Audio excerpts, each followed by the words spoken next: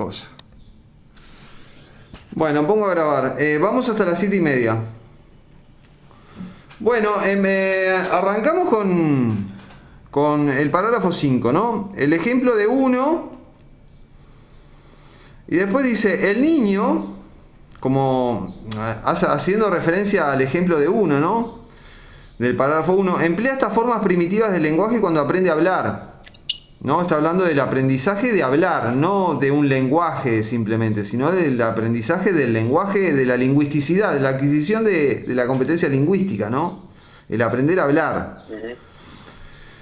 El niño emplea estas formas primitivas del lenguaje cuando aprende a hablar, cuando adquiere la capacidad lingüística, cuando se vuelve un ser con logos, ¿no? Y ahí conectamos con Aristóteles, por ejemplo, ¿no? El hombre como animal con logos. El aprendizaje del lenguaje, o sea, el aprendizaje de la competencia lingüística, no es aquí una explicación, porque claro, el niño no tiene la capacidad lingüística como para que le expliquen algo, sino un adiestramiento, en alemán Abrichtung, que significa algo así como poner en la senda correcta a algo.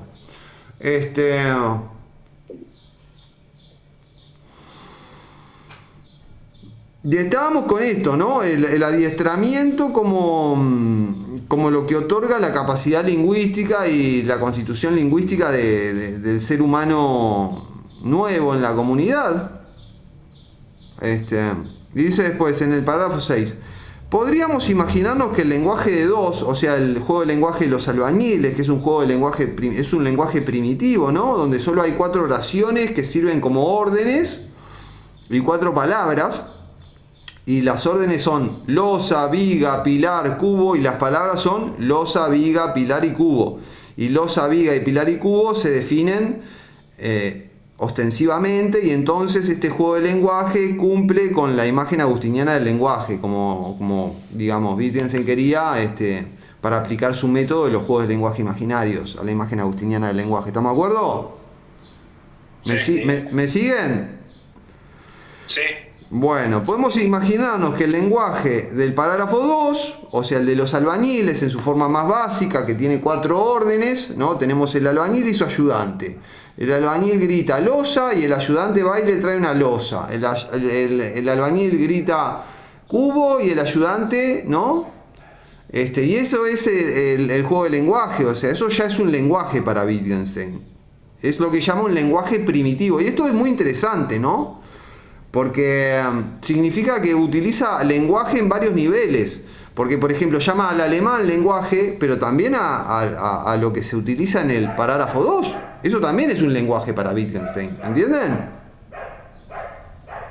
Sí. Entonces, como que los lenguajes pueden tener varios niveles y capas de complejidad diversas. Pueden ser máximamente simples. Puede haber un juego de lenguaje que conste solamente de 2 órdenes, losa y cubo. ¿Entienden? Sí. Eso para Wittgenstein ya sería un lenguaje. Si tenemos por lo menos 2 palabras, y el albañil y su ayudante, y el albañil construye con cubos y losas, ¿no? Ahí ya hay un lenguaje para Wittgenstein. Entonces, lo que nosotros tenemos que preguntarnos es, ¿Wittgenstein utiliza el lenguaje en más de un sentido o simplemente admite que los lenguajes tienen diversas complejidades? Esa es la pregunta relevante. Yo creo que un poco de las dos cosas. ¿Entienden? Creo que hay distintos niveles de uso del concepto de lenguaje por parte de Wittgenstein y distintas orientaciones de uso, porque una cosa es el uso del lenguaje en la explicación del lenguaje, en la filosofía del lenguaje, digamos, que hace Wittgenstein, y otro es el uso del concepto de lenguaje que hace en la filosofía de la filosofía, o sea, en la metafilosofía. ¿Entienden? Sí.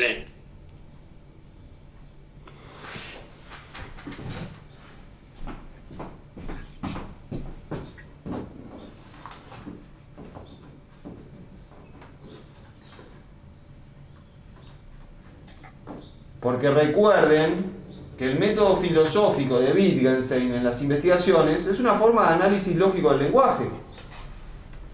¿No? ¿Recuerdan eso? Sí. Recuerdan que el método filosófico de Wittgenstein en las investigaciones es una forma de análisis lógico del lenguaje, Sí, sí. que es explicado sobre todo en el parágrafo 122, ¿no? El concepto de representación sinóptica. El parágrafo 122 lo leímos varias veces, ¿recuerdan? Anoten, parágrafo 122. Ahí es donde queda claro que Wittgenstein utiliza un método de análisis lógico, solo que no el análisis lógico del Tractatus, porque el análisis lógico de Wittgenstein es análisis lógico de un lenguaje entero, mientras que el análisis lógico del Tractatus es el análisis lógico de una proposición de un lenguaje. No es lo mismo. No es lo mismo. O sea, el análisis lógico del Tractatus analiza a la proposición en tanto es parte de un lenguaje, eso es cierto. Pero el análisis lógico de las investigaciones es ya el análisis de un lenguaje entero.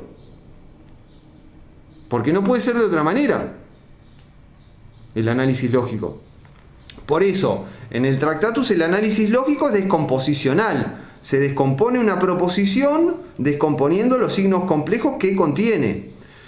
Mientras que el análisis lógico en las investigaciones es ver las relaciones lógicas entre las oraciones de un lenguaje en el marco de una situación de uso y en el marco de determinadas acciones, fines, propósitos de los hablantes, y en el marco de una vida en común, y por eso un juego de lenguaje es una forma de vida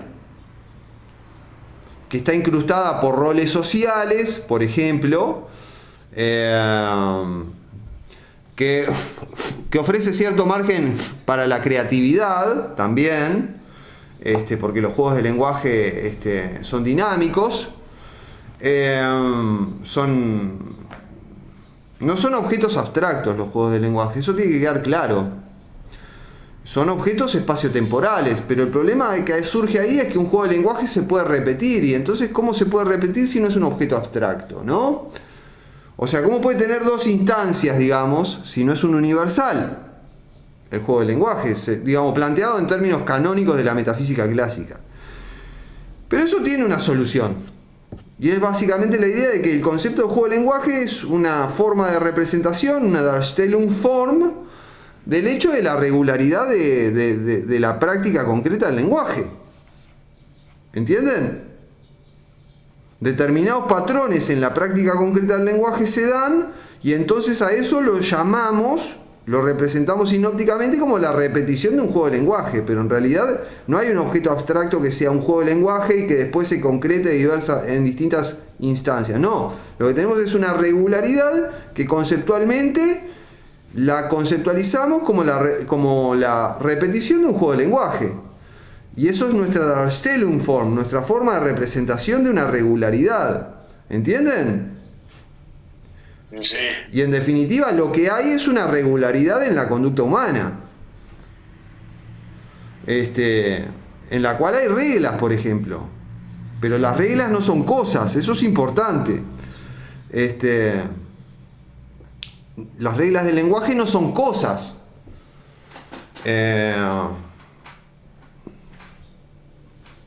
Yo diría que el concepto de regla es una forma de representación de la práctica del lenguaje en tanto práctica normativa, ¿no? En tanto determinadas cosas se premian, determinadas cosas se castigan y determinadas cosas son determinadas como absurdas, y como fuera del espacio de inteligibilidad del juego de lenguaje.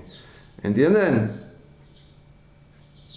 Estoy haciendo como una presentación general porque ya vamos a entrar en un juego de lenguaje y quiero como que más o menos manejen un poco el concepto de juego de lenguaje. Por ejemplo, algo importante es que un juego de lenguaje no tiene una esencia en el sentido tradicional de esencia, o sea, un rasgo común que se repita en todos los casos. Pero esto es relativo, porque todo juego de lenguaje implica una situación, implica acciones, implica oraciones, implica reglas.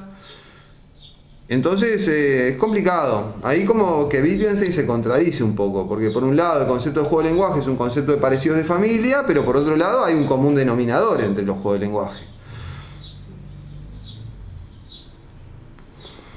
Bueno, entonces volvamos. Podríamos imaginarnos que el juego de lenguaje del parágrafo 2, o sea, el juego de lenguaje del albañil y su ayudante, ¿no?, fuese el lenguaje total del albañil y el ayudante.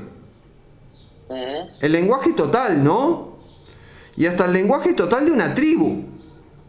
Imagínense una tribu que solo tuviera ese lenguaje. Y acá es donde los exégetas de Wittgenstein se rompen la cabeza. ¿Tiene sentido esto que dice Wittgenstein? ¿Puede haber una tribu cuyo lenguaje total sea ese juego de lenguaje? ¿Puede ser ese juego de lenguaje el lenguaje total de dos personas? O sea, ¿se puede solo tener ese escaso dominio de la lingüisticidad? Parece que no, ¿no? Sí, claro. Pero podríamos imaginarnos, dice Wittgenstein. No dice podría ocurrir. Y ahí está la sutileza, ¿no? Ajá.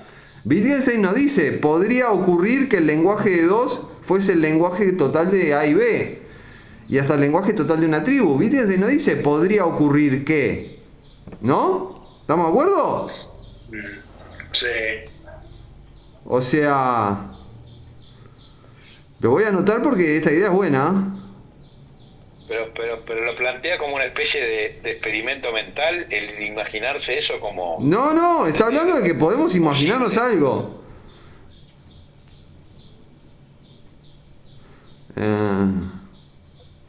No dice podría ocurrir que. Y acá hay un punto filosófico. Porque normalmente se piensa que lo que se puede imaginar puede ocurrir. ¿Entienden? Y no necesariamente es así, ¿no? Y eso es lo que está mostrando Wittgenstein. Digo, esa es mi lectura. Acá con esta oración los intérpretes de Wittgenstein se rompen la cabeza, ¿sabes? ¿Saben? Porque parten del supuesto de que si podemos imaginarlo, puede ocurrir. Entonces la pregunta se deriva a si puede ocurrir esto o no. Pero Wittgenstein no dice puede ocurrir qué. Dice Bueno, podríamos imaginarnos que. ¿Entienden? Cuando un niño está comenzando a construir su lenguaje, capaz que está en una situación como esta. En los primeros momentos, cuál es la riqueza de ese lenguaje? Tenés razón, ¿eh? Y podríamos tomar que esos niños forman una tribu, ¿no? ¿No? Imagínate jardín de dos, ¿no? Jardín de dos. Jardín de dos. Papá. Jardín de dos de los niños, ¿no? Y ponele que en la casa no les enseñaron nada de lenguaje. Hagamos estas dos cláusulas de hipótesis. Hagamos estas dos hipótesis. A los niños en el primer año de vida no les enseñan nada de lenguaje. ¿Está? Simplemente los alimentan, les cambian la ropa, los bañan, pero no les enseñan lenguaje. Los encargados del lenguaje son el Estado. Es el Estado, supongamos, ¿no? Entonces, a los 2 años mandan a los niños a jardín de dos, con varias maestras, no con una, porque con una no alcanza. Y supongamos que tenemos clases de 10 niños de 2 años, con 5 maestras. Y supongamos que estas maestras, la tarea fundamental de jardín de dos es enseñar a hablar. ¿Bien? Podemos imaginarnos esto, ¿no? Sí. Imaginemos a esos niños que van aprendiendo a hablar, porque supongamos que les van enseñando a todos paralelamente, ¿no? Primero aprenden cosas como, bueno, caramelo, agua, pichí, caca, pan. Entonces ellos piden, ¿entienden? Les enseñan a pedir esto, les enseñan a pedir caramelo, pan, agua, pichí, caca. Porque supongamos que los padres sí les enseñaron a dejar los pañales y a hacer sus necesidades en el baño o en una pelela, supongamos. Supongamos que la formación, distingamos la formación doméstica de la formación social. Ese es el punto. En la formación doméstica del niño, que iría durante todo el primer año, lo alimentan, lo hacen descansar bien, le cambian los pañales, lo visten bien, lo cuidan del frío. juegan con él, pero no le enseñan a hablar. Hagamos ese acuerdo, es imaginable. En esa comunidad los que enseñan a hablar son los maestros de escuela, a partir de jardín de 2. ¿Bien? Entonces el niño llega al jardín de 2 sin saber hablar.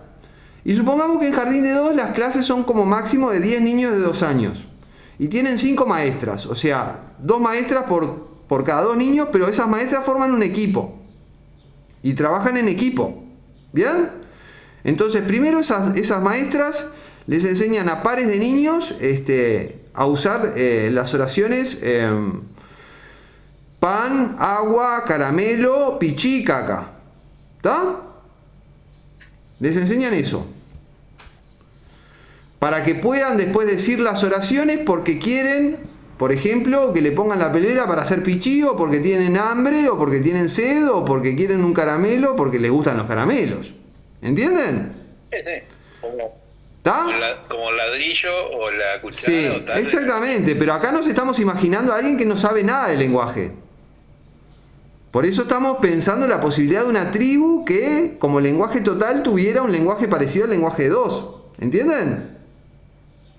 O sea, estamos tratando de ver un sentido en el que esto que podríamos imaginarnos podría ocurrir. ¿Entienden? Sí, sí.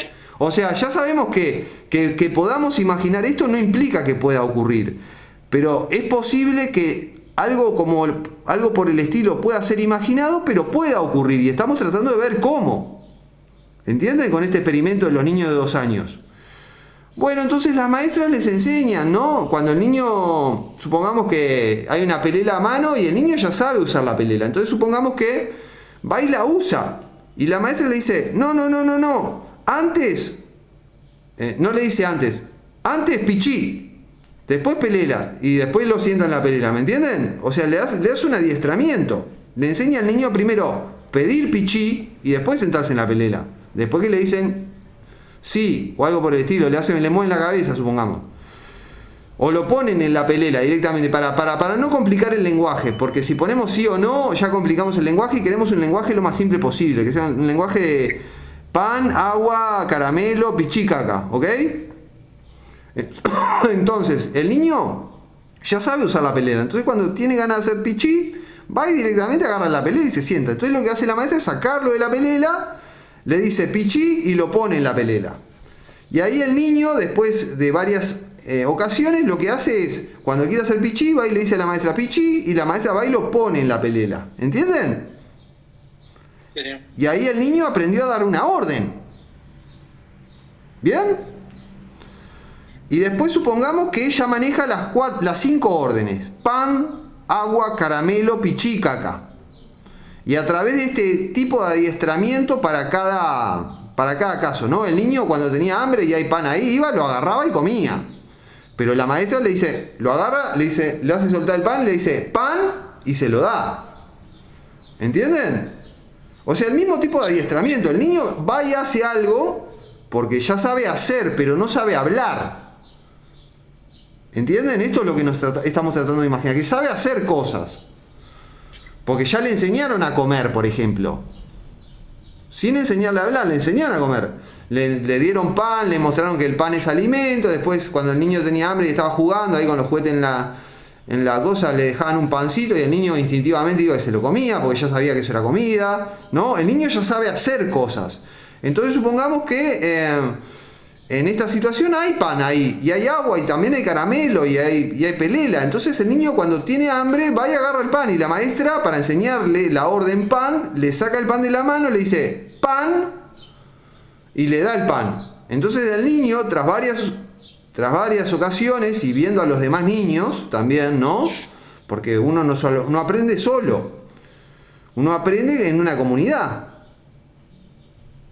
Los niños forman una comunidad en Jardín de 2 y junto con las maestras una comunidad más grande, pero los niños, el grupo de niños ya es una tribu.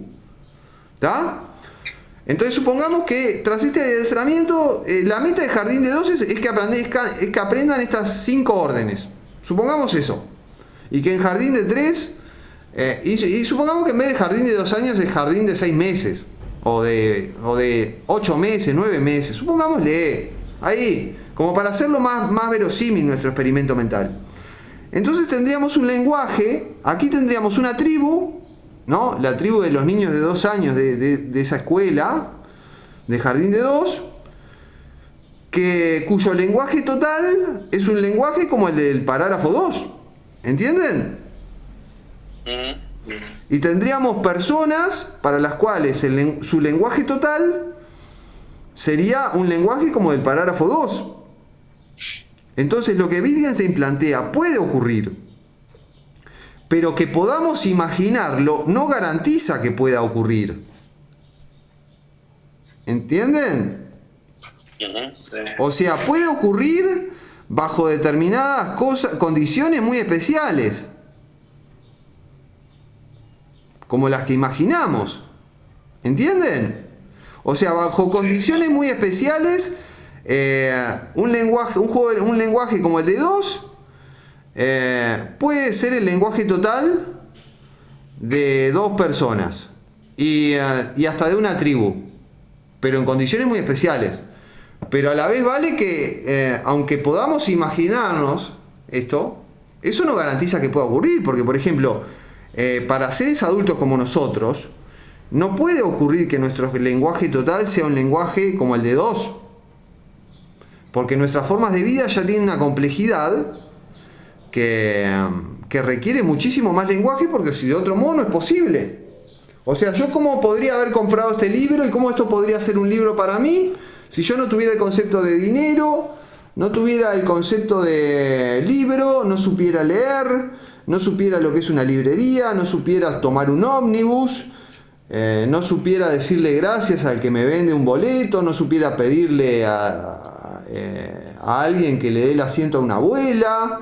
¿Entienden? Hay 1,5 millones de juegos de lenguaje que yo tengo que dominar para poder tener este libro en la mano y leerle lo que les voy a leer ahora, que tiene relación con el Tractatus, ¿eh? Y estoy medio freestyle, pero viene bien el freestyle un poco a veces. ¿Ustedes recuerdan lo del Tractatus, lo de lo místico? Sí. Bueno, dice Nietzsche en La Galla Ciencia, anoten, La Galla Ciencia es una gran obra de Nietzsche, ¿eh? Es una de mis preferidas. En el parágrafo 126 dice, explicaciones místicas. Las explicaciones místicas son básicamente la teología. ¿Entienden? Una explicación de lo místico es una teología, básicamente, que puede ser atea, ¿eh? Porque la teología, Aristóteles en la metafísica se pregunta si la filosofía primera es la ontología, o sea, el estudio del ser en tanto que ser, o la teología, esto es el estudio del ser supremo, que en realidad son lo mismo, y resulta que la metafísica y la teología son lo mismo, o están muy directamente emparentadas. Por eso Wittgenstein en el parágrafo 373 de las investigaciones dice la teología como gramática. Anoten, 373. La teología como gramática. Y a lo que va Wittgenstein es justamente esta conexión que hay entre teología y metafísica, que también es una conexión entre teología y ética, ¿no? ¿Estamos de acuerdo? Sí. O sea, la teología está tan conectada con la metafísica como con la ética, o por lo menos en Occidente, ¿no?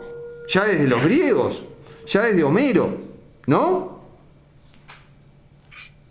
Ya desde Homero. La teología.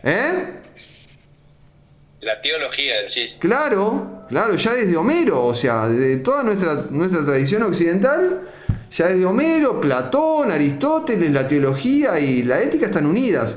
Y en la República, en el libro 6, por ejemplo, la idea del bien es Dios.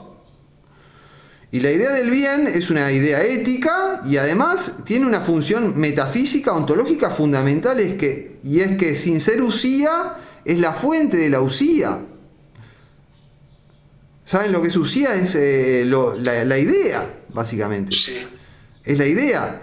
El bien es algo superior a una idea, dice Platón. Y es la fuente de la idea.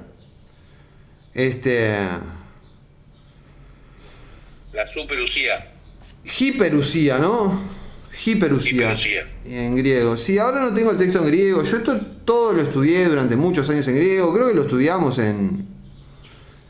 contigo, ¿no? La alegoría del sol. Daniel. La alegoría del sol, de la línea y de la... Bueno, lo estudiaste conmigo, sí.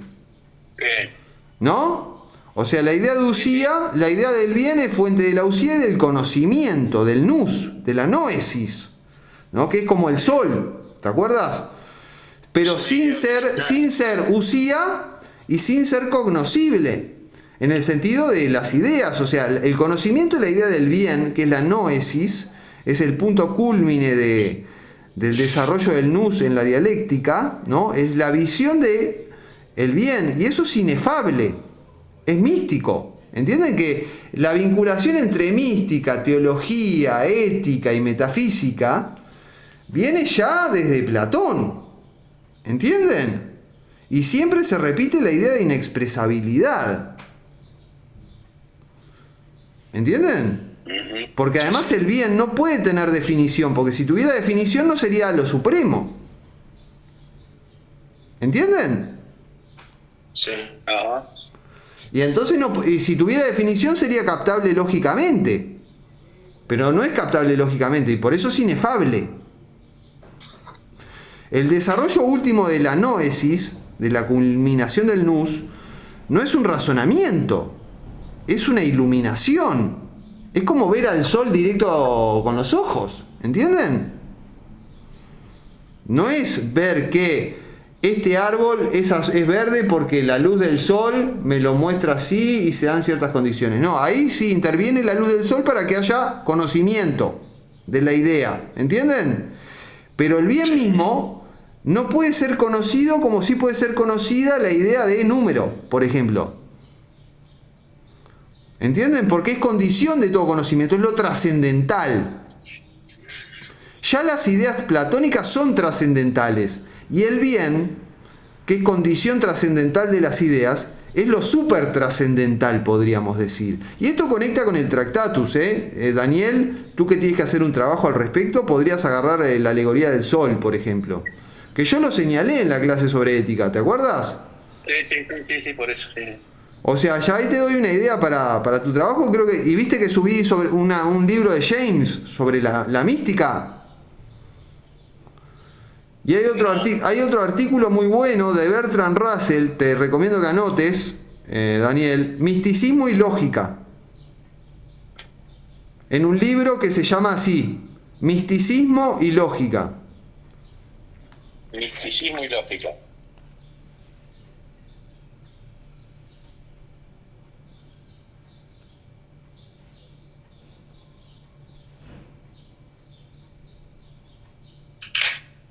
Misticismo y lógica. Y leer el capítulo de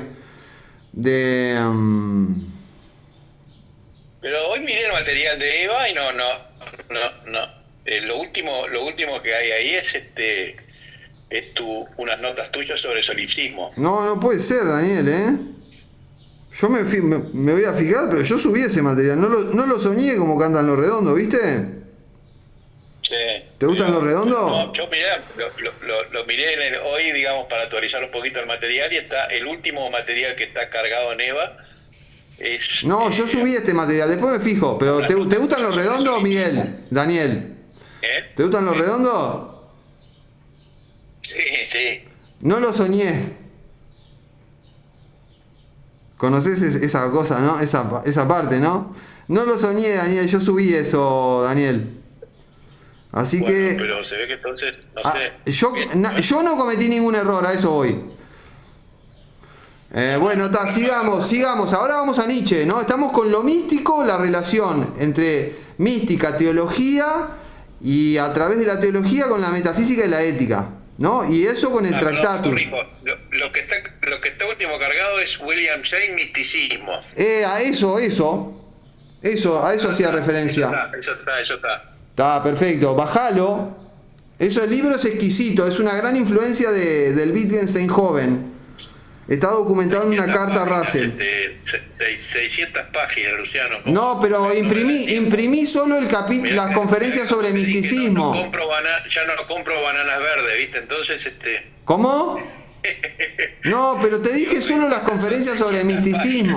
¿Cómo? Pero no entendí lo de la banana verde, porque yo no te voy a dar una banana verde, te voy a dar una banana con dulce de leche. La banana verde es una expresión de Saramago cuando unos años antes de morirse decía, bueno, imagínense que yo ya no compro bananas verdes, no tenía tiempo de esperar que maduraran. Ah, no, lo que yo te voy a decir, Daniel, escuchame una cosa. Son 2 conferencias de 40 páginas que la gran mayoría son ejemplos, ¿tá?, de experiencias místicas que estaban escritas en distintas poesías y en distintos testimonios de distintos místicos de distintas culturas. Entonces, la idea de James es básicamente que la experiencia mística tiene 4 características: inefabilidad, pretensión de conocimiento, transitoriedad y, para un poquito, excepcionalidad, o sea que es una excepción la persona que tiene una experiencia mística. Y para que me voy a fijar en la cuadernola, porque la cuarta no me la acuerdo.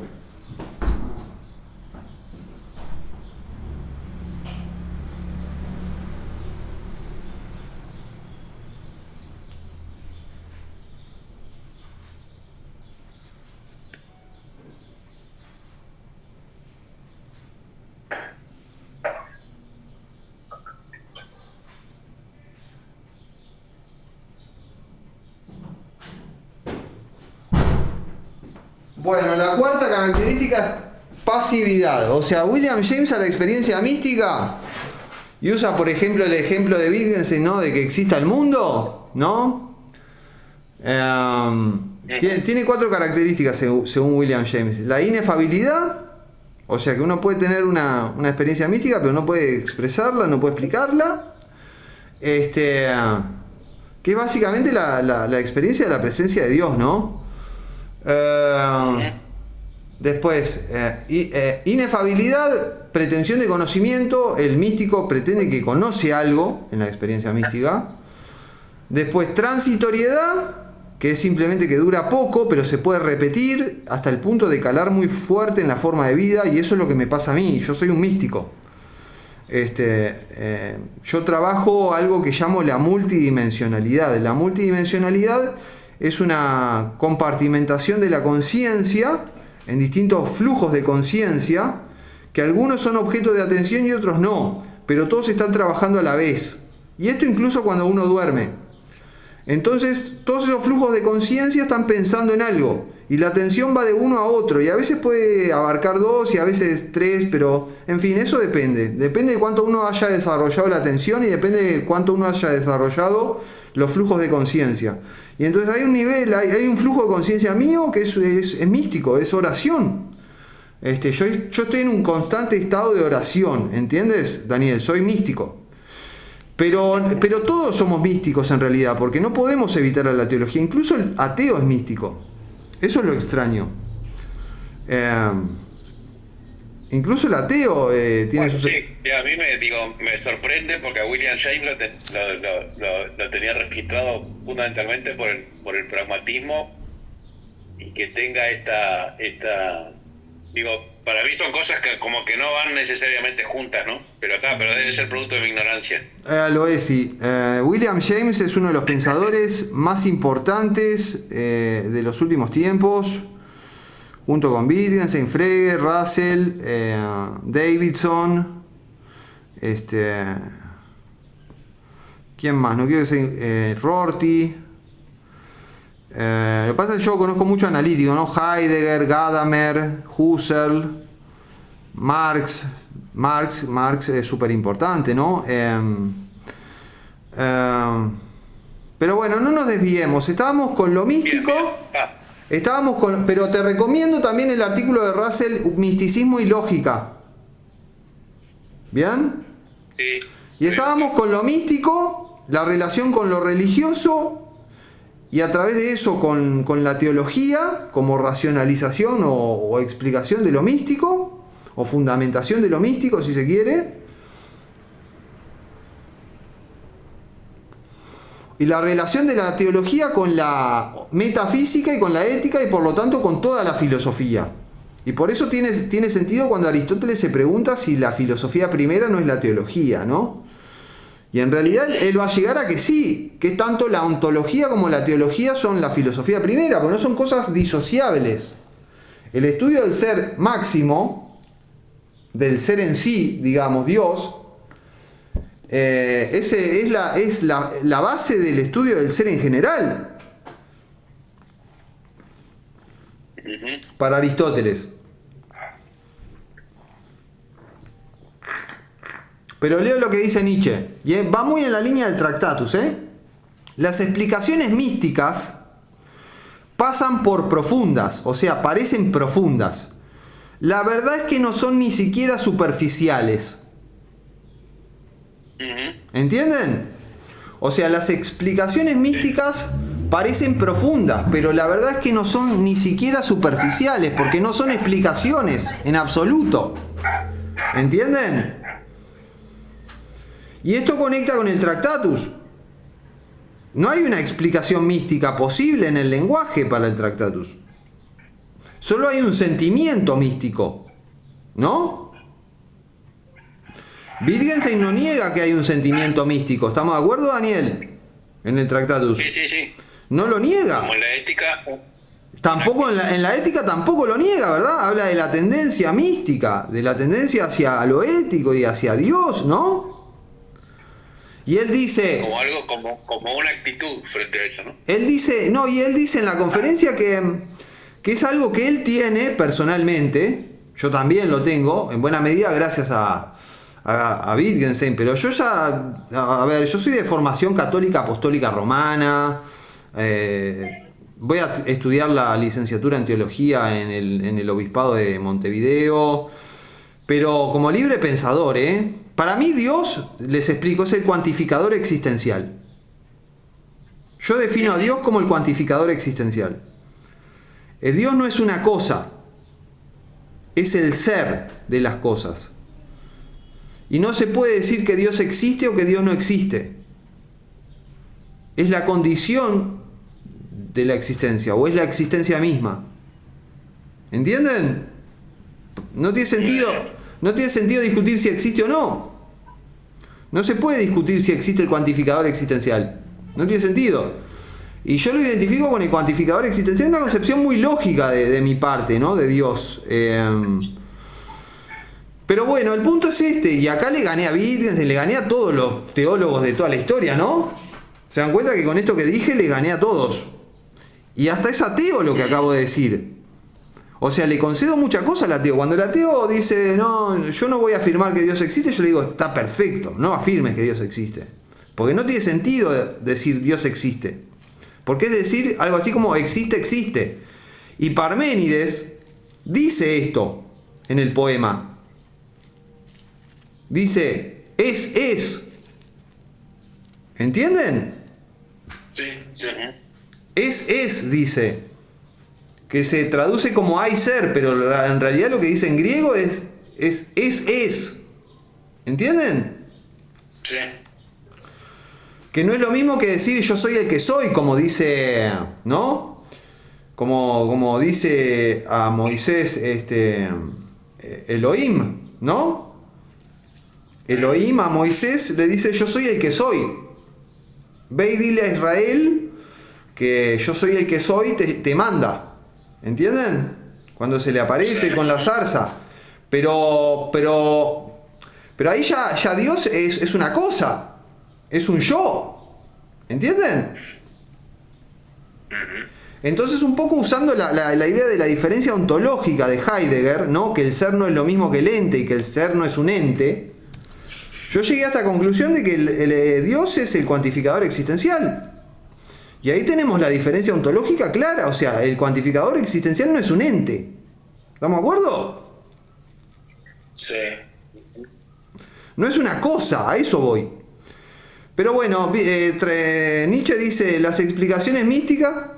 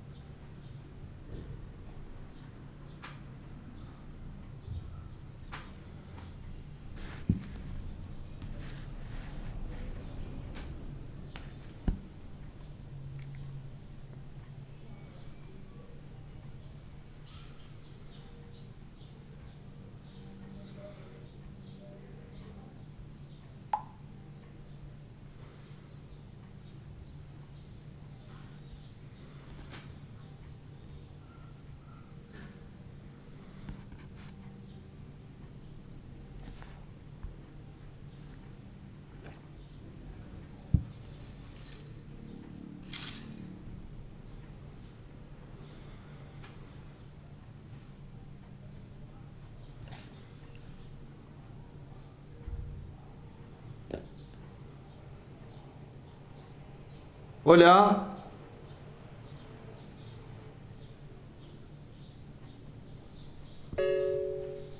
Hola.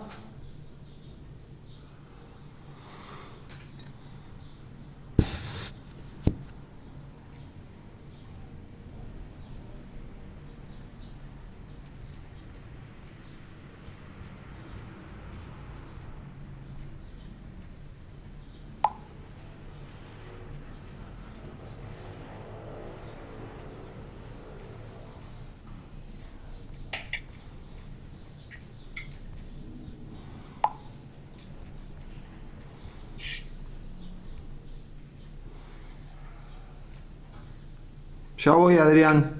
Sí, sí, tranqui. Ya voy.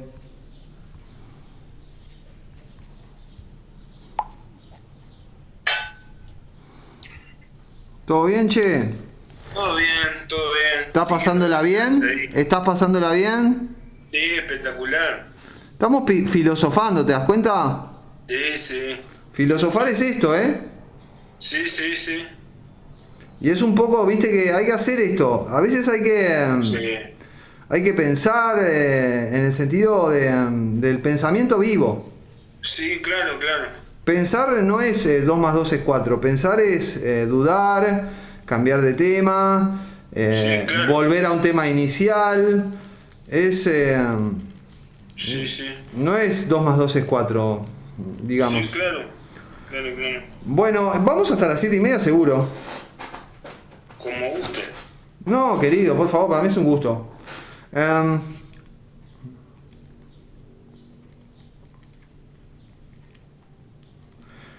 bueno, entonces estábamos con la teología, estábamos Sí. con la mística, Sí.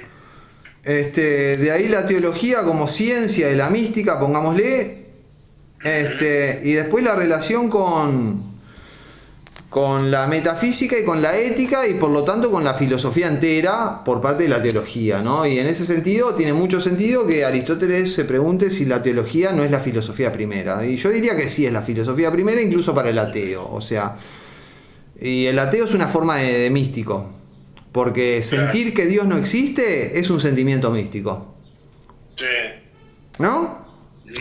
Además, cuando hablaste sobre los cuantificadores, están fuera de lo existencial, de la cosa, ¿no? Claro, no son cosas. Los cuantificadores son lo que permiten la posibilidad de ser. Lo que es la condición de que exista algo, pero no es algo que exista. No es algo que exista exactamente. Es bueno mi argumento, ¿no? Es bueno mi argumento, ¿no? Es bueno, sí, bueno, bueno. Es bueno, sí. O sea, creo que le gano al ateo. Sí, sí. Pero vamos a ponerle un poquito de orden a esto. Bueno, pero ¿por qué la cuestión de la mística? Y bueno, por el Tractatus surgió y hablamos de que la mística tiene determinadas características, entre ellas, y habíamos hablado de Platón, ¿no? La pretensión de conocimiento, pero en realidad Platón diría que no hay conocimiento en la mística. En la visión de la idea del bien, no hay conocimiento, en el sentido de que hay conocimiento de que 2 más 2 es 4, por ejemplo, porque la idea del bien es algo superior a la usía y es algo simple, porque si no, no sería lo supremo, habría algo sobre ello ontológicamente. Claro. Entonces, sobre la idea del bien no se puede hablar. Y no puede haber conocimiento en el sentido normal de conocimiento, ¿no? Donde lo que uno conoce es una proposición. Entonces, Platón estaría de acuerdo con el Tractatus en que no hay conocimiento de lo trascendental. Que en el caso de Platón es lo súper trascendental, ¿no? Porque lo trascendental vendrían a ser las ideas y la condición de las ideas es lo súper trascendental, ¿no? Sí. Sí, sí. Es la idea original. No es una idea, ese es el punto. Es algo superior a la idea. Ahí va más allá de la idea. Sí. Claro, si fuera una idea sería inteligible, Ahí está. pero es condición de la inteligibilidad de las ideas. Por eso dice Platón, es la fuente, es el arjé de la usía y del conocimiento, sin ser ni usía ni conocimiento, sino algo superior a la usía y el conocimiento. Sí, sí. Y esto se relaciona con el Tractatus. Ujú. Porque en el Tractatus no se puede hablar de lo trascendental, no se puede decir que conocemos lo trascendental. Ujú.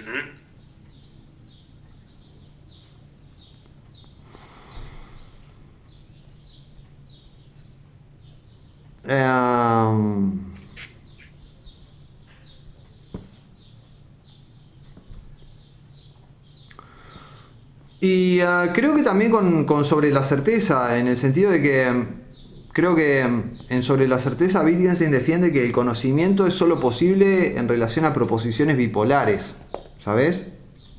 Ah, mirá. ¿Te acordás de lo que es una proposición bipolar? Una proposición bipolar, verdadero o falso. Es que puede ser verdadera y puede ser falsa, pero no las dos cosas a la vez. No las dos cosas. Pero puede tanto una cosa como la otra. La otra tautología.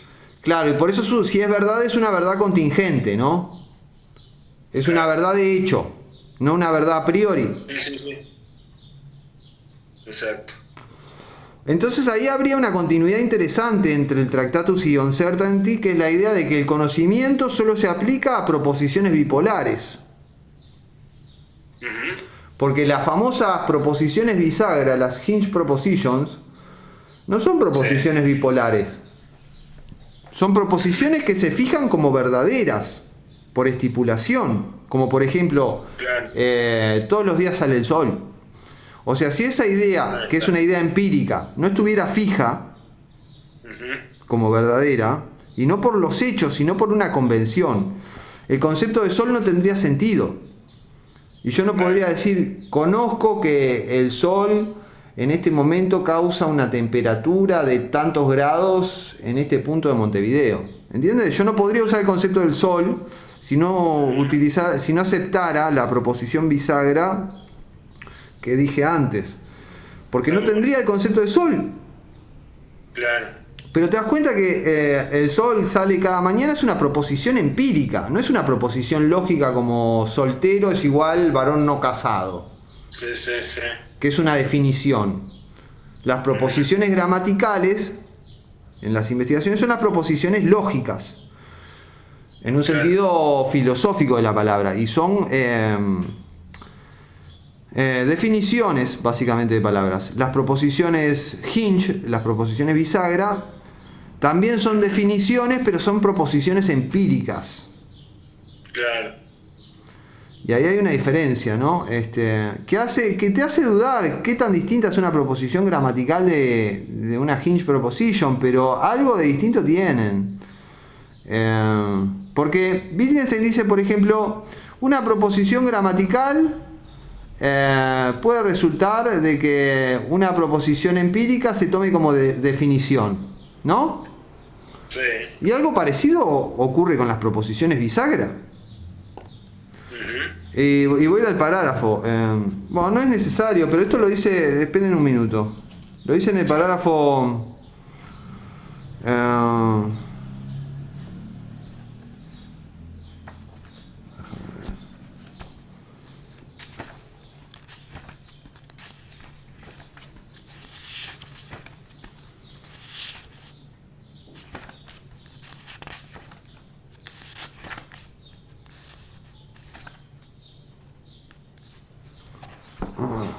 en el parágrafo que básicamente lo que dice es que lo que en un momento es una proposición empírica, como por ejemplo el agua es H2O, ¿no? Sí. En un principio esa proposición fue empírica, fue un descubrimiento empírico, ¿no? Sí. Pero después se transformó en definición. ¿Sí o no? Sí. Y ahí lo que ocurre es un cambio de... parágrafo 79. Ahí va. Lo último que dice, la fluctuación de las definiciones científicas. Lo que hoy vale como un concomitante empíricamente establecido del fenómeno A, se utilizará mañana como definición de la palabra A. Y es lo que ocurrió con el agua es H2O. Al principio, ser H2O era una propiedad empírica del agua, un descubrimiento empírico, que incluso estaba bajo prueba, no se sabía si todo lo que era agua era H2O o no. Pero después pasó a utilizarse aguas H2O como definición de agua, ¿no? Entonces, yo no sé hasta qué punto las proposiciones bisagras son proposiciones gramaticales, porque Wittgenstein después dice, las proposiciones bisagras pueden cambiar, pueden dejar de estar fijas. Pero lo mismo pasa con las proposiciones gramaticales, porque, por ejemplo, bueno, ahora no se me ocurre un ejemplo, pero lo que en un momento es proposición gramatical puede dejar de serlo, porque eso depende del uso del lenguaje y de qué tomemos como definición y qué no. Y eso lo define el propio uso del lenguaje. Y el uso del lenguaje puede ser hoy así, mañana así. No, pero estábamos con el parágrafo 6. Podríamos imaginarnos que el lenguaje del parágrafo 2 fuese el lenguaje total de dos hablantes y hasta el lenguaje total de una tribu. Entonces, acá lo primero que tenemos que inferir es que podamos imaginar algo no significa que eso pueda ocurrir. Porque, por ejemplo, nosotros dos somos dos hablantes y podríamos decir que nosotros dos formamos una comunidad de habla, una tribu. ¿Está? Sí. Definamos tribu como comunidad de habla. Que no está mal, ¿eh? Sí, sí. Porque un juego de lenguaje es una forma de vida y dos personas que comparten un lenguaje comparten una forma de vida, y si comparten una forma de vida ya se puede decir que son una comunidad y que son una tribu. Claro. ¿Entiendes? Se entiende, sí. Entonces, lo primero que tenemos que sacar de acá es que podamos imaginar que el lenguaje del parágrafo 2 sea el lenguaje total de dos hablantes y el lenguaje total de una tribu, es que podamos imaginar lo que lo podemos imaginar, no significa que pueda ocurrir. Claro.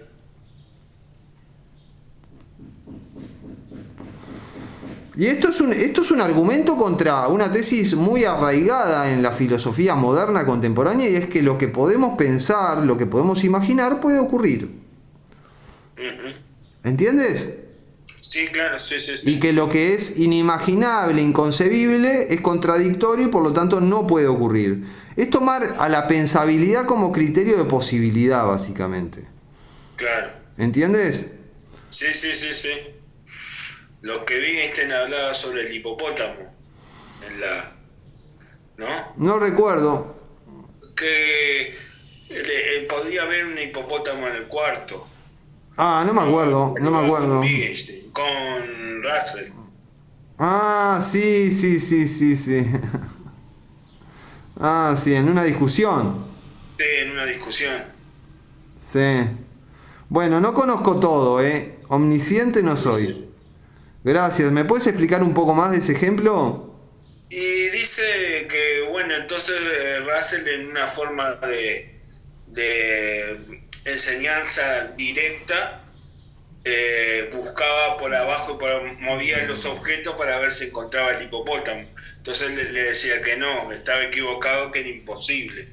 Y él seguía afirmando, sí, el hipopótamo existe porque puede pensarse. Es posible, dice. Es posible, ahí está. Bueno. Dice después, los niños son educados para realizar estas acciones, no las acciones del juego de lenguaje 2, para usar con ellas estas palabras y para reaccionar así a las palabras de los demás. Pero fíjense que Wittgenstein está hablando de una tribu humana compleja, o sea... Sí. Pero nosotros podemos imaginarnos una tribu en la que solo el lenguaje total sea un juego de lenguaje como el de 2, ¿no? Hablamos de la tribu de los niños de 2 años, Sí. en nuestro experimento mental, pero si ya hablamos de una tribu como nosotros, Adrián, tú y yo, ¿no? Ya ahí como que, yo qué sé, a no ser que supongamos, no sé, tú fueras mi mandadero y yo solo te pidiera que me traigas verdura y tuviéramos 5 palabras y que yo te dijera manzana y banana. Manzana, banana. Entonces vos me traes manzana, banana. 1 kilo y 1 kilo. Porque si yo te digo 2 kilos de manzana, te digo manzana, manzana. Y si quiero 3 kilos de banana, te digo banana, banana, banana. ¿Entendés? Sí, sí, sí. Bueno, ahí tendríamos una tribu en el cual, bueno, el lenguaje total sería como el del lenguaje 2, pero cuando ya hablamos de tribus más complejas es raro, ¿no? Pero, Es raro, sí. o sea, es posible lo que dice Wittgenstein, pero que podamos imaginarlo no lo garantiza, porque hay tribus que podemos imaginarnos que pudieran tener todo ese lenguaje, pero no, tendrían que tener más lenguaje. Sí, sí. Y sigue con la idea... social, por ejemplo, me acuerdo de Weber, cuando hablaba sobre, por ejemplo, cuando una persona habla un paraguas no puede tener significado, pero si las dos personas hablan el paraguas, quiere decir que está lloviendo. Adrián, una pregunta. ¿Tú por casualidad tienes el libro El positivismo de Auguste Comte? No, no lo tengo, no. Está. Bueno, sigamos. Son muy baratos en Ediciones Libertad. Son ponerle 200 pesos lo que cuesta. Está bien. Bueno, seguimos, ¿no? Podemos imaginarnos que el lenguaje del parágrafo 2 sea el lenguaje total de esas dos personas, del albañil y su ayudante, y hasta el lenguaje total de una tribu. Ahora, la primera moraleja es que podamos imaginarlo no significa que pueda ocurrir. Pero lo que sí es cierto es que puede ocurrir para tribus muy sencillas. Los niños son educados para realizar estas acciones, supongamos en jardín de 2, para usar con ellas estas palabras y para reaccionar así a las palabras de los demás, ¿no?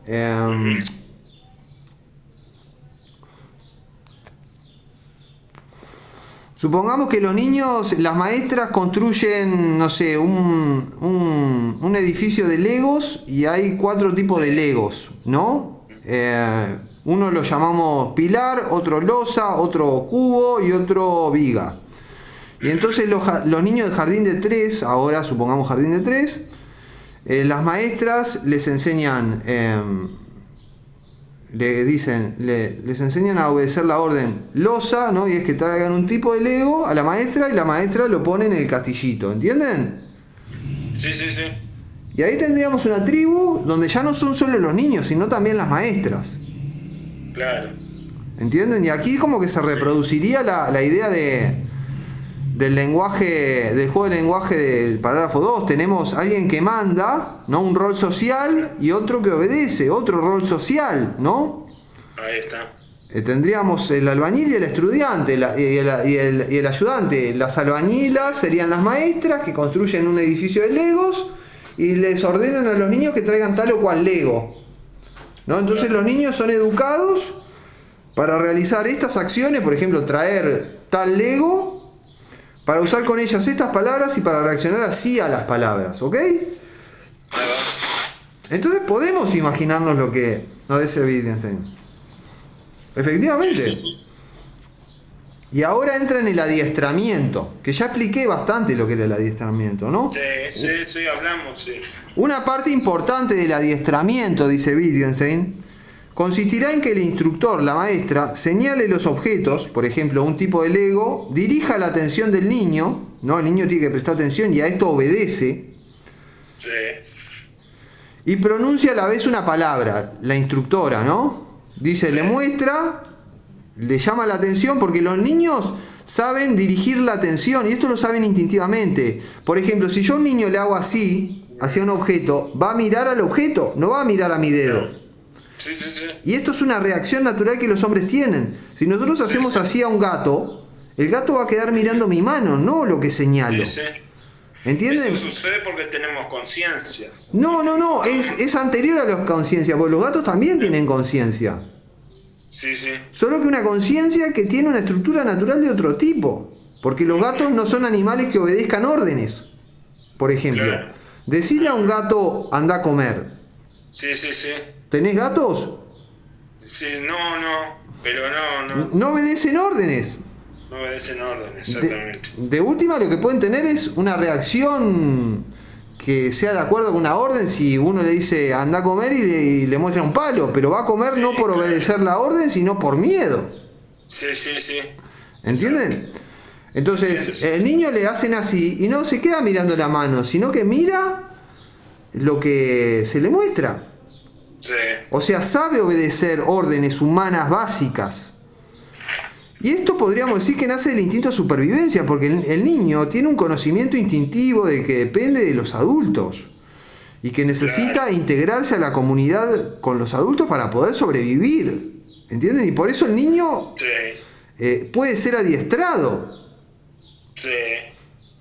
Por eso también hay niños que no pueden ser socializados, los autistas, por ejemplo, tienen serias dificultades de aprendizaje, porque justamente carecen de esta capacidad natural de ser adiestrables, ¿entiendes? Claro.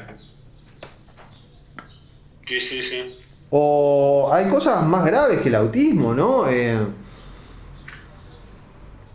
déficit intelectual o... Yo que sé, mi tía, la única persona en esta encarnación que voy a admirar, era maestra de niños discapacitados. Empezó como profesora de filosofía, después hizo magisterio, después se especializó en enseñanza para discapacitados y después fue directora de una escuela de enseñanza para discapacitados y llevó a esa escuela a ser vanguardia internacional y viajó por todo el mundo enseñando sobre enseñanza para discapacitados. Y después llegó a ser inspectora nacional de educación para discapacitados. O sea, una genia, mi tía. Una genia, ¿eh? Que en paz descanse. Sabía mucho de filosofía. Y bueno, y sí, digamos, acá interviene toda la cuestión natural, claro. Hay niños que digamos, son la norma y, por ejemplo, si le señalás una manzana, miran la manzana, no el dedo. Pero va a haber niños que se queden mirando el dedo o que sigan haciendo lo que estaban haciendo. Sí, sí, sí. Y estos son reacciones naturales. ¿Entiendes? O sea, sobre la base de que el adiestramiento funcione, hay una uniformidad natural de que las personas reaccionamos de determinado modo ante determinado tipo de acciones. O sea, si nos muestran un palo, vamos para atrás, pero eso no es que lo decidamos. Claro. Es una reacción natural. Sí, sí, sí. Bueno, después dice, una parte importante del adiestramiento consistirá en que el instructor señale los objetos, dirija la atención del niño hacia ellos y pronuncie a la vez una palabra. ¿No? Dice la palabra cubo y le muestra un Lego. Y ahí el niño aprende que cubo tiene una relación con esa cosa. Claro. Después dice, el parágrafo 6 ahora lo vamos a usar para introducir el concepto de juego de lenguaje. Después lo vamos a investigar completo, ¿bien? Digo... Sí, dale. Y ahora pasamos al parágrafo 7. 7. ¿Está? Sí, sí, sí. ¿Puedo ir al baño? Ya vengo. Sí, dale, anda, tranquilo. Voy a ponerle, ¿cómo es que se llama? Un stop ahí. Sí, a la grabación. Espera un poquito, yo sabía hacer esto. Sí, sí.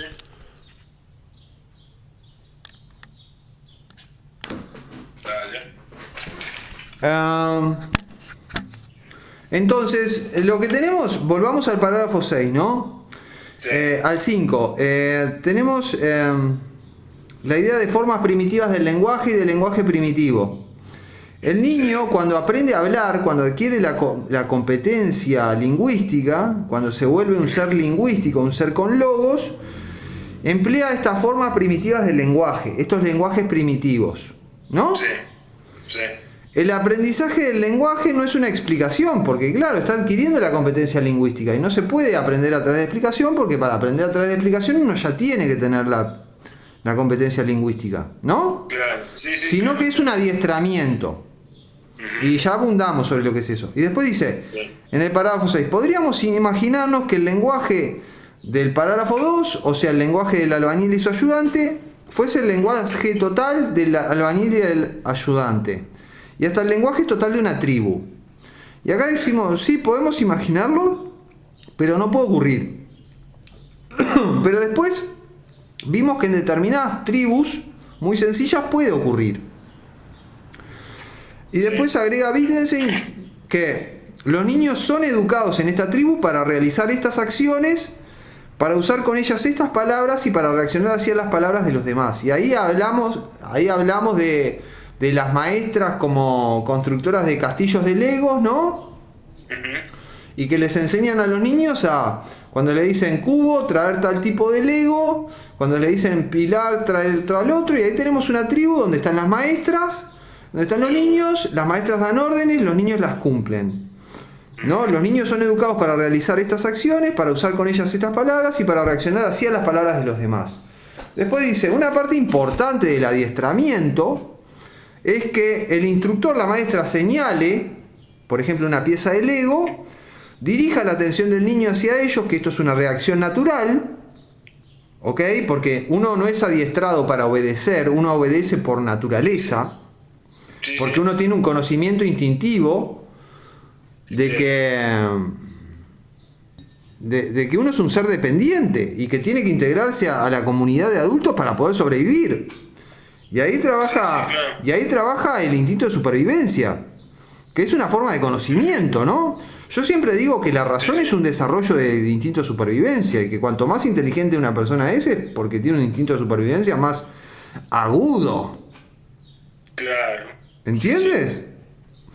Se entiende. Y en esto soy plenamente nietzscheano, ¿eh? Plenamente nietzscheano, es una idea de Nietzsche, esta no es una idea mía. Y por eso la razón de cada uno dice mucho sobre los instintos de cada uno. Y esa es la base de la crítica cristiana al cristianismo. O sea que el cristianismo es un pensamiento podrido porque se basa en instintos que son un atentado a la vida. Claro. Que son instintos suicidas. O peor que suicidas. ¿Entiendes? Sí, bueno, la cuestión es, una parte importante del adiestramiento es que el instructor, la maestra, señale los objetos, dirija la atención del niño y pronuncia a la vez una palabra. Entonces ahí el niño asocia esa palabra con ese objeto. Y después dice... y después hay otras cosas, ¿no? Sí. Y después pasamos al parágrafo 7. En la práctica del uso del lenguaje del parágrafo 2, una parte grita las palabras, la otra actúa de acuerdo con ellas, ¿no? El albañil grita losa y el ayudante trae una losa, ¿no? Ahí va. Y dice, y vuelve a la cuestión del adiestramiento. En la instrucción, y la palabra que utiliza en alemán es Unterricht, ¿no? Sí. Unterricht, con doble R y CHT. Y una pregunta que nos tenemos que hacer es, ¿cuál es la relación entre Unterricht y Abrichtung? Sí. Adiestramiento. Sí. Ese es un problema de investigación que tenemos. Ah, está. ¿Qué relación hay entre Unterricht, entre educación en general y adiestramiento?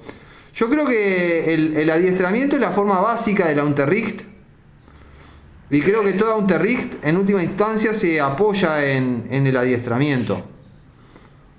Claro. O sea, el Abrichtung sería una forma de Unterricht a la vez que el fundamento de toda forma de Unterricht. Claro. ¿Entiendes? El adiestramiento más conductual. El adiestramiento, tal y como yo lo expliqué, ¿no? Se muestra cómo se hace algo. Se le pide, se le ordena al otro que copie el comportamiento. Si lo copia bien hay premio, si lo copia mal hay castigo, y después de nuevo hasta que lo haga bien. Claro. Y bueno, y acá depende mucho de la naturaleza y de las uniformidades naturales. En general, para los mismos adiestramientos, los hombres reaccionamos de la misma manera porque, por ejemplo, tú y yo, sin compartir mucho en la vida, nos entendemos con las mismas palabras. Eso significa que pasamos por adiestramientos similares. ¿Entiendes? Exacto. Sí. Porque vivimos en una misma cultura, básicamente. Claro. Pero no compartimos ninguna instancia de adiestramiento en particular más allá de la que ahora estamos teniendo, que yo te estoy adiestrando a vos en filosofía wittgensteiniana, ¿entiendes? Sí. Porque aquí también hay un adiestramiento operando. Exacto. Yo te estoy enseñando a usar palabras, por ejemplo. Pero es un adiestramiento que se apoya mucho en la explicación. Sí, sí. Porque, a ver, podríamos pensar que la Unterricht es una forma superior del adiestramiento también. O sea, tenemos el adiestramiento como se adiestra un perro, ¿no? Y que es el adiestramiento básico que tienen los niños. Y después podríamos pensar adiestramientos que ya involucren el lenguaje. Por ejemplo, yo soy adiestrado o fui adiestrado para cómo escribir una tesis de doctorado. ¿Bien? Pero ahí hubo explicaciones. Y eso ya es una instrucción. Entonces podríamos pensar que las formas más complicadas de educación también son adiestramientos, porque eso también son formación de capacidades. Claro. ¿Entiendes? Y yo, por ejemplo, te estoy adiestrando en utilizar términos técnicos de la filosofía de las investigaciones, pero con explicaciones. Entonces, no sé si la Unterricht es algo tan distinto de la Abrichtung, en realidad. Lo que sí es que hay Abrichtung que no es Unterricht. Ajá. No, mejor dicho, que no contiene explicación. Claro. ¿Entiendes? ¿Se entiende? Mientras que hay Unterricht que sí contiene explicación. Por ejemplo, la que ahora hay entre nosotros.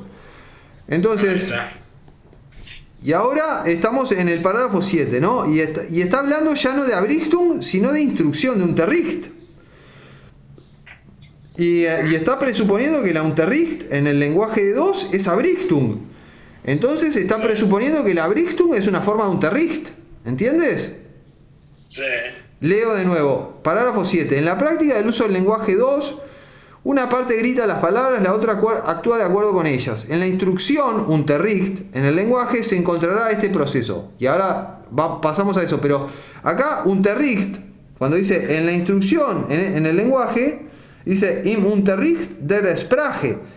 En la instrucción en el lenguaje. O sea, cuando esa instrucción es un adiestramiento. Entonces, adiestramiento, Abrichtung, sería algo así como cuando no contiene explicación, la forma primitiva de la Unterricht. Y cuando contiene explicación sería Unterricht. Y entonces no hay un abismo que separe Unterricht de Abrichtung. ¿No? Sí, sí, claro. Sí, sí. Yo lo veo por ahí. Ahí va. Espera un poquito. Vamos a ver cuál es el término.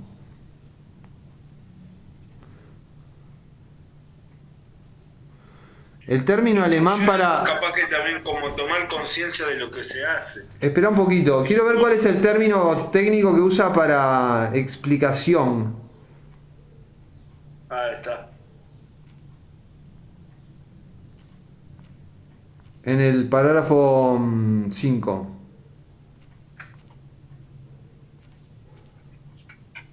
El verbo es, la palabra es erklären, pero quiero saber si es un verbo o un sustantivo. Está en mayúscula, así que tendría que ser un sustantivo, ¿no?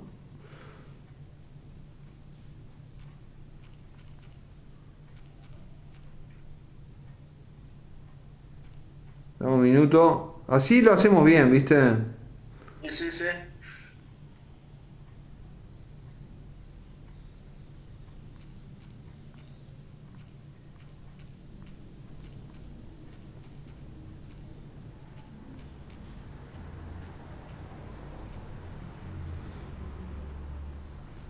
Erklärung.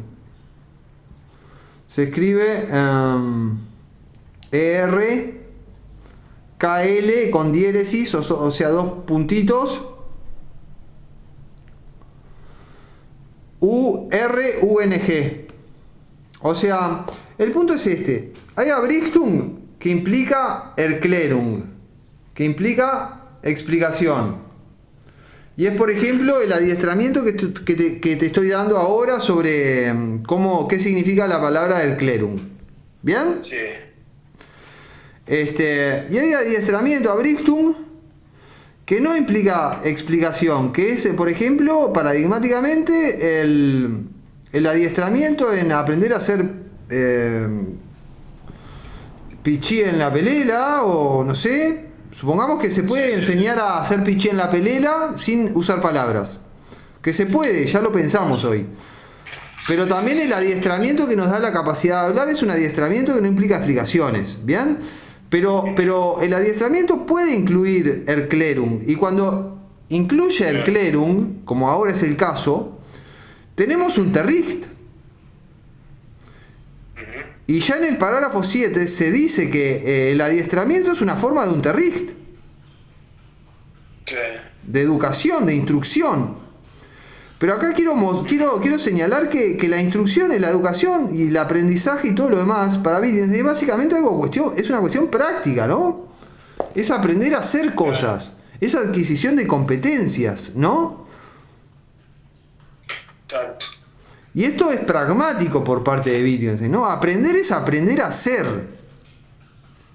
Y saber es saber hacer.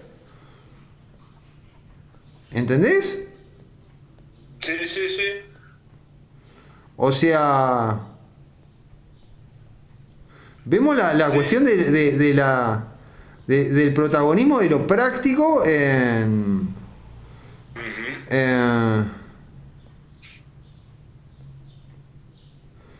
en todo el pensamiento wittgensteiniano. O sea, porque por ejemplo, hablar un lenguaje es saber qué hacer con las palabras. ¿Entendés? El hacer siempre está presente.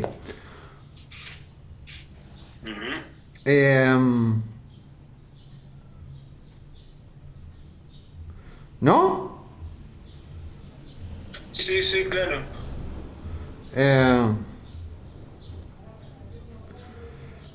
Esto es importante, esto es pragmático. Y junto con esto viene la cuestión pragmatista, porque ese saber hacer tiene un telos, un fin, una utilidad que uno busca con el hacer.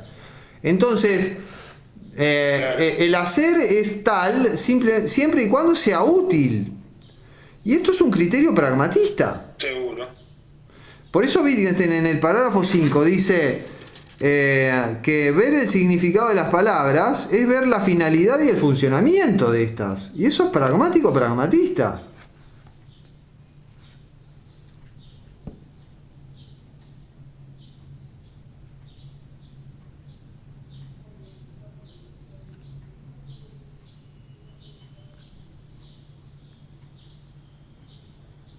Ahora sí. No sé qué pasó, querido.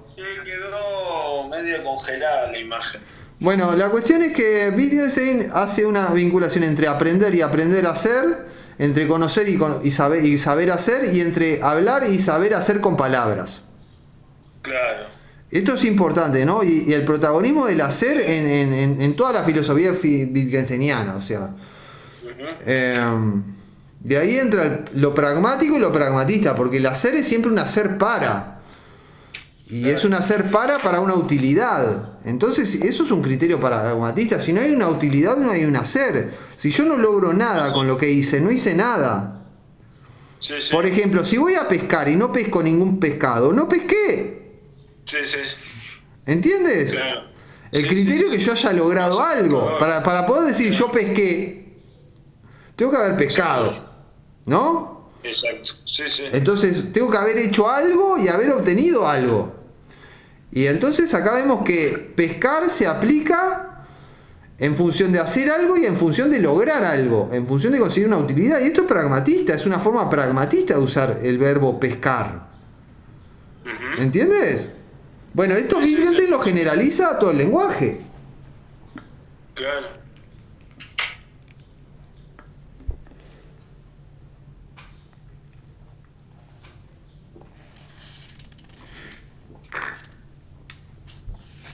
Y dice, después, ¿en qué parte del parágrafo 6 nos quedamos? En el parágrafo 6, estábamos en el 7. Ah, sí, la cuestión de Unterricht y Abrichtung. No, la Abrichtung es una forma de Unterricht. Y cuando la Abrichtung incluye Erklärung, explicación, ya es lo mismo que la Unterricht.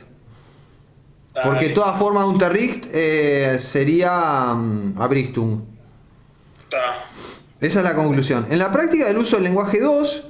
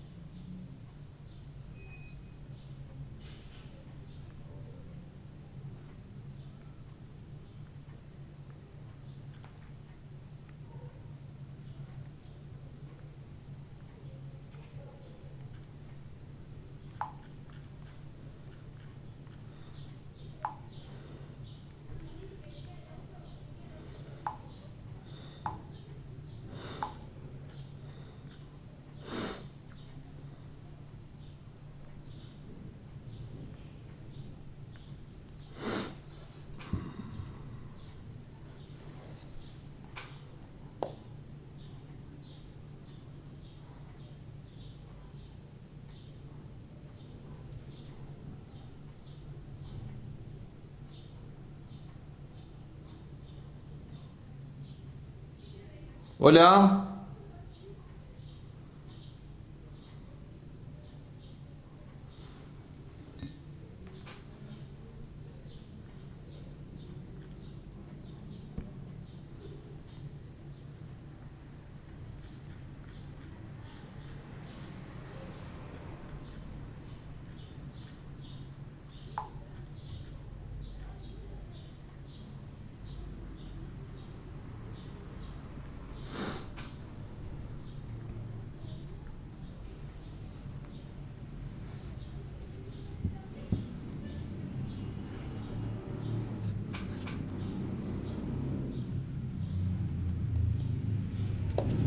Hola, querido. ¿Adrián? ¿Adrián? Hola. ¿Adrián, estás? Bien, escúchame. Vamos a cubrir todo el parágrafo 7. ¿Está? Está. Porque está bueno lo que estamos haciendo. Está muy bueno lo que estamos haciendo, Sí, sí. ¿Está? En la práctica del uso del lenguaje del parágrafo 2, una parte grita las palabras, la otra actúa de acuerdo con ellas. El albañil grita losa, el ayudante trae la losa. En la instrucción en ese lenguaje, en la Unterricht, que aquí es una Brichtung, se encontrará este proceso y con énfasis, o sea, como haciendo ostensión. El aprendiz nombra los objetos. Esto es, pronuncia la piedra cuando el instructor señala la piedra. O sea, cuando el instructor señala la piedra, el niño obedece y cumple la orden de mirar la piedra, pero esto lo hace como una reacción natural y pronuncia la palabra. Y esto ya fue educado para hacer eso. Está cumpliendo una orden que le enseñaron a cumplir. ¿Bien? Y se encontrará aquí un ejercicio aún más simple. El alumno repite las palabras que el maestro le dice. O sea, aprende a decir las palabras. Ambos procesos, dice Wittgenstein, se asemejan al lenguaje. No dice que sean lenguaje. Esto es interesante, ¿no? Tienen como la apariencia externa del lenguaje. Pero pará. Dice, podemos imaginarnos también que todo el proceso de uso de palabras en dos es uno de esos juegos por medio de los cuales los niños aprenden los niños su lengua materna. Y claro, vayamos a nuestro ejemplo imaginario de jardín de 2 o de jardín de 3, no me acuerdo cuál era, de las maestras que construyen un edificio de Legos, ¿no? Y les enseñan a traer a los niños los distintos Legos según las distintas órdenes. Pero eso es para que después los niños entre ellos jueguen entre sí dándose órdenes. Claro. ¿Entiendes? O sea, el propósito, en definitiva, supongamos, ¿cuál es el propósito educativo de que las maestras hagan esto? Que después los niños lo hagan entre sí. Claro. Supongámoslo. Sí, sí. Tiene sentido, ¿no? Porque una maestra tiene que, ¿no? Claro, sí, sí, sí. Podemos imaginarnos también que todo el proceso del uso de palabras en el juego de lenguaje 2 es uno de esos juegos por medio de los cuales aprenden los niños su lengua materna. Llamaría a estos juegos de lenguaje. Acá es la primera vez que aparece juego de lenguaje. Y hablaré a veces de un lenguaje primitivo como un juego de lenguaje. Entonces, dice, hablaré a veces de un lenguaje primitivo como un juego de lenguaje. Entonces, juego de lenguaje en un nivel de análisis significa lo mismo que lenguaje primitivo. Y sobre todo en el método de los juegos de lenguaje imaginarios. En el método de los juegos de lenguaje imaginarios, los juegos de lenguaje imaginarios suelen ser lenguajes primitivos. ¿Qué significa lenguaje primitivo? Significa básicamente, por un lado, que son muy simples y que pueden ser reales, y que cuando son reales están a la base de juegos de lenguaje más complejos y en última instancia a la base de todo el lenguaje. Ahí va. Son como pequeños dispositivos de lenguaje. Sí, sí. Que se interconectan entre sí, dan lugar a los juegos de lenguaje más complejos. A su vez, estos juegos de lenguaje más complejos se interrelacionan entre sí de distintas formas, y ahí tenemos los lenguajes complejos, ¿entiendes? Claro. Pero en un nivel de análisis, juego de lenguaje es lo mismo que lenguaje primitivo, pero en otro nivel de análisis no, porque por ejemplo, la filosofía wittgenseniana es un juego de lenguaje. La filosofía de las investigaciones, pero no es un lenguaje primitivo. Sí, sí. Entonces hay un nivel de análisis en el que un juego de lenguaje no es lo mismo que un lenguaje primitivo. Claro. Y dice, podemos imaginarnos también que todo el proceso de uso de palabras en el juego de lenguaje 2 es uno de esos juegos por medio de los cuales aprenden los niños su lengua materna. Claro. Nuestro ejemplo de jardín de tres, las maestras les enseñan a construir, ¿no?, castillos de Lego usando determinadas órdenes para que después los niños jueguen entre sí a eso, a construir castillos de Lego. Y así no solo aprenden a hacer algo, sino aprenden a usar también las palabras. Y ahí vemos la inseparabilidad entre aprender a hacer algo en el mundo y aprender a usar el lenguaje en el hacer en el mundo. Porque nuestro hacer en el mundo está como atravesado por el hacer con el lenguaje.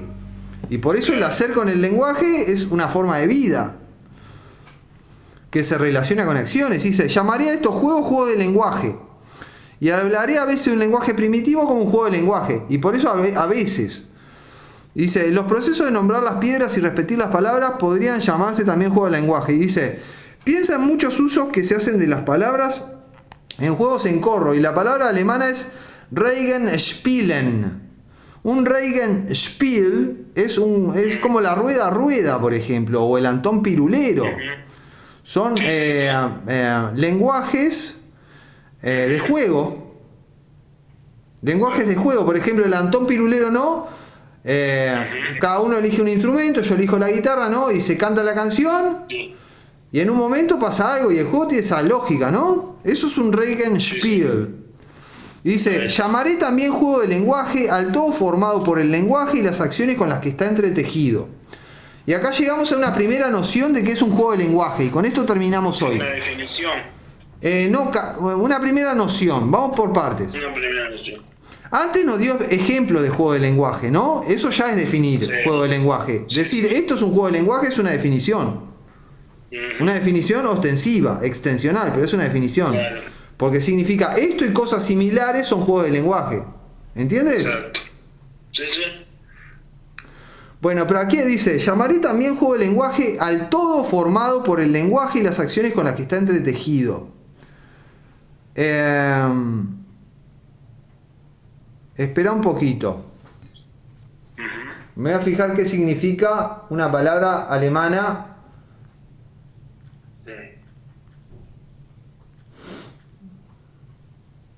Que aparece aquí, que es importante saber qué significa.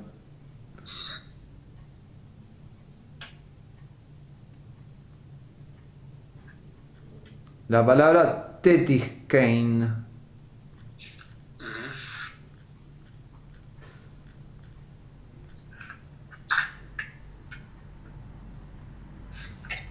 Actividad.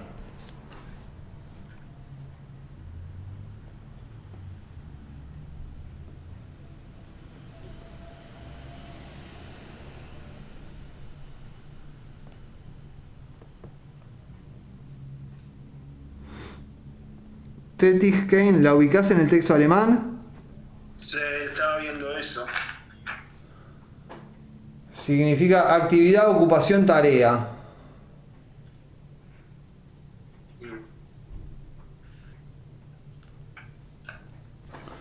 Pero para esperar que quiero encontrar otra.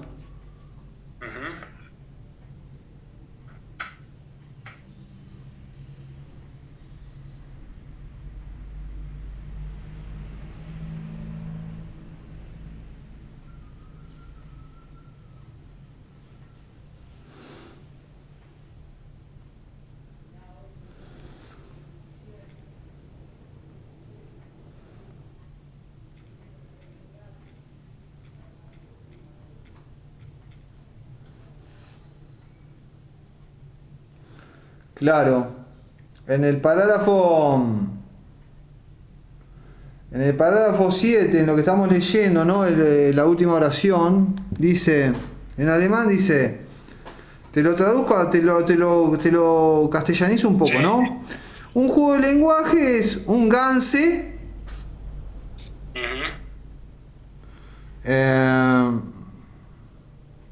un todo, Sí. de palabras y acciones. Ahí está. De Sprache y Tätigkeit. Ya, espera que estoy sacando notas porque esto está bueno, Sí. Y además de situación, ¿eh? En un juego de lenguaje hay 4 conceptos que son básicos. Sí. Acción, oración Sí. y situación y regla o función. Ahí está. Y el entretejido Sí. forma un todo que es el juego de lenguaje. Ahí está.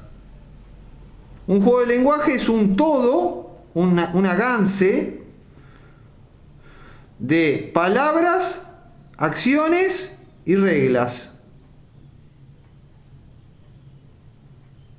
Y este entretejido es dinámico, ¿eh?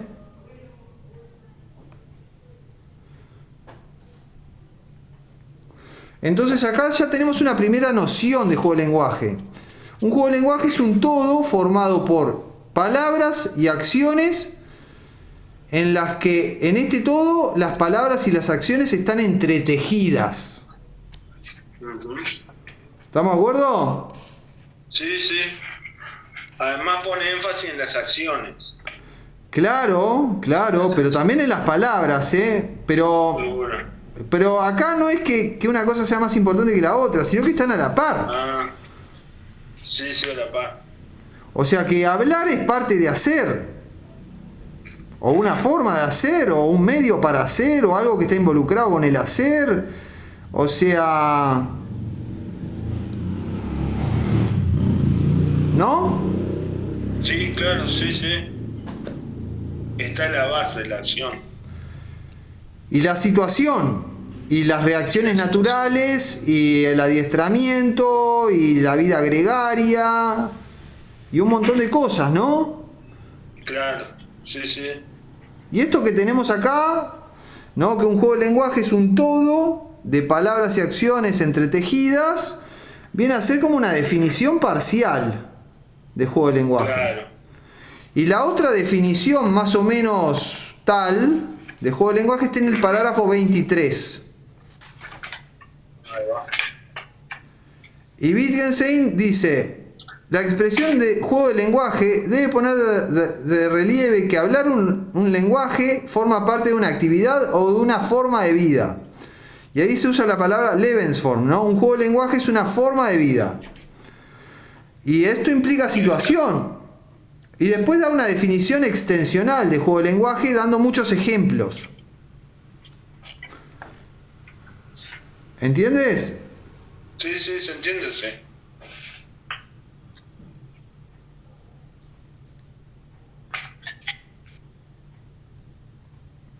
Las dos más o menos cosas que tenemos como definición de juego de lenguaje, las tres de juego de lenguaje son la idea de que el juego de lenguaje es un todo en el que acciones y palabras están entretejidas. Después, que un juego de lenguaje es una Lebensform en el parágrafo 23. Y después en el parágrafo 23 una serie de ejemplos de juegos de lenguaje. Eso es una definición extensional.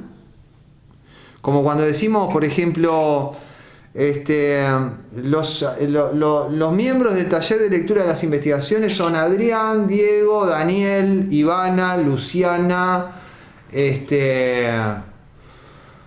y no quiero olvidarme de nadie, Mariela y Luciano, ¿no? Luciano, Adrián, los miembros del taller de lectura son Luciano, Adrián, Daniel, Diego, Mariela, Luciana e Ivana. Eso es una definición extensional del taller de lectura de las investigaciones. Eso es una definición extensional, o sea, una definición dando los miembros del conjunto correspondiente. Ahí está. Una definición extensional puede ser completa porque da toda la extensión de un concepto o puede ser parcial. Por ejemplo, animales son cosas como los leones, los seres humanos, las ballenas, pero no, por ejemplo, las piedras o los árboles. Y ahí ahí di algunos casos de que son animales y algunos casos de que no son animales, y el resto se tiene que se tiene que seguir la regla, digamos, aplicar animal a cosas como los leones, las ballenas, los seres humanos, y no aplicar a cosas como piedras y árboles. ¿Entiendes? Y estos modelos que en la definición extensional incompleta, los ejemplos que se dan son paradigmas, modelos. Entonces, cuando yo te doy una definición extensional incompleta y te digo, por ejemplo, animales son cosas como los leones, los seres humanos, las ballenas, los pájaros, pero no las piedras y no los árboles, los ejemplos de animal que di y los ejemplos de no animal que di son paradigmas, modelos. Te estoy diciendo algo así como: aplica animal a leones, hombres, pájaros, etcétera, y a todo lo que sea como eso, y no apliques animal a las piedras y a todo lo que sea como una piedra, y no apliques animal a un árbol y a todo lo que sea como un árbol. Pero ahí entra en juego la interpretación, porque cómo uno interpreta a todo lo que sea como. Pero eso también se aprende, ¿entiendes? Sí, sí, sí.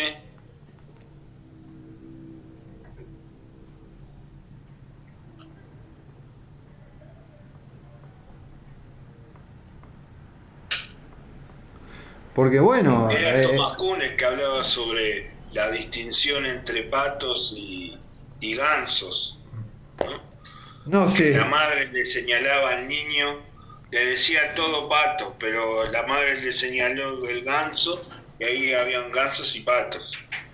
No compliquemos la cosa, pero lo que voy a decir es esto.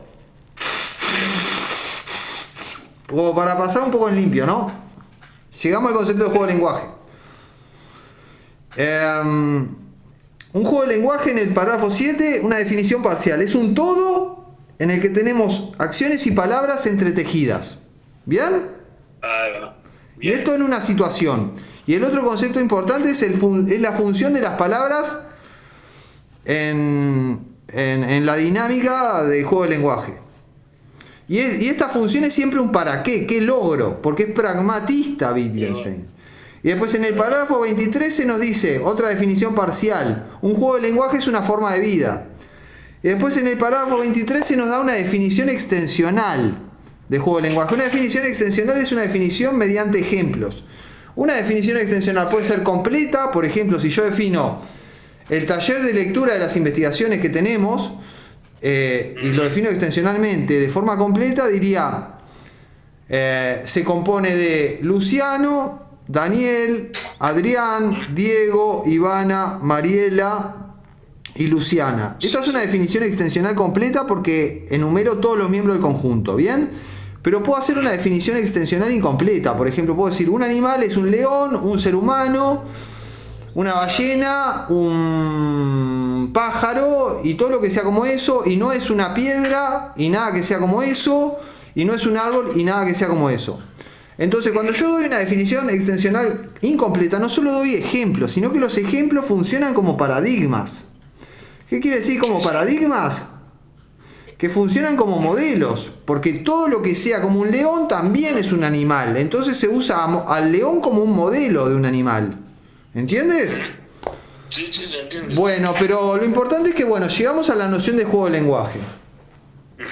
Un juego de lenguaje, para empezar, es un todo que es un entretejido, y acá está implícita la noción de regla, porque ese entretejido sigue una regla de acciones y palabras, y obviamente en una situación.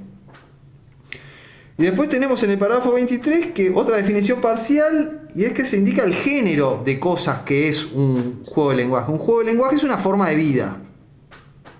Sí. Y después en el parágrafo 23 tenemos una definición extensional incompleta mediante paradigmas de juego de lenguaje. ¿Bien? Y bueno, y con esto terminamos por hoy, si estás de acuerdo, Adrián.